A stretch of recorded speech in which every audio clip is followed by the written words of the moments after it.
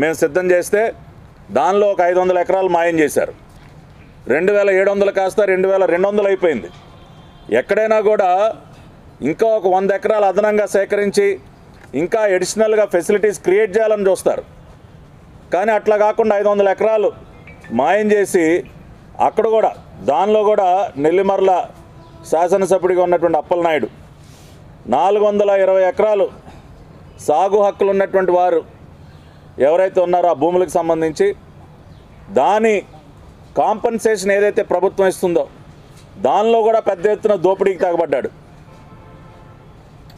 ఆ దోపిడీని పసిగట్టి అక్కడ ఉన్నటువంటి మా ఇన్ఛార్జ్ బంగారాజు గారు దాన్ని అడ్డుకోవటం జరిగింది. అంటే ఈ బి కంపెనీలో ఉన్నటువంటి ఏ సభ్యుడిని చూసినా కూడా ఎక్కడెక్కడ భూములు దేనికి ప్రజా ఉపయోగ అవసరాలకు ఉన్నటువంటి భూములను కూడా వదిలిపెట్టకుండా కబ్జాలు చేయటం, ప్రైవేట్ వ్యక్తులటువంటి భూములే కాకుండా ప్రభుత్వ భూముల్ని, ప్రజలకు ఉపయోగపడేటటువంటి భూముల్ని, డెవలప్మెంట్ యాక్టివిటీస్ కోసం ఆ రోజున చంద్రబాబు నాయుడు గారు సేకరించినటువంటి భూముల్లో కూడా వీళ్ళు దందాలు చేసినటువంటి పరిస్థితి. అంతేకాకుండా విచ్చలవిడిగా మరి ఇసుక దోపిడీ కూడా పెద్ద ఎత్తున చేస్తున్నటువంటి సందర్భం.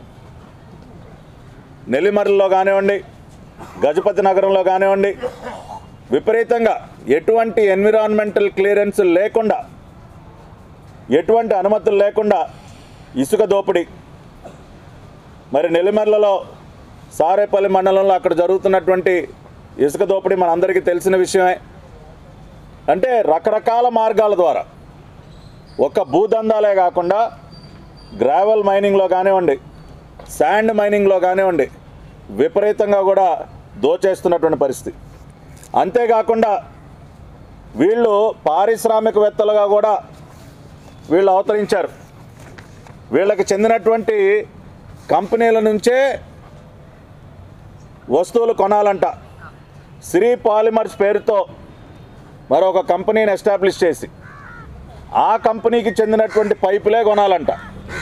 ఇంకా ఏ కంపెనీ పైపుల్ని జిల్లాలో ఏ ప్రభుత్వ కాంట్రాక్టర్ కానీ గవర్నమెంట్ డెవలప్మెంటల్ యాక్టివిటీస్ కానీ వేరే పైపులు ఏవి కూడా పనికిరావంట.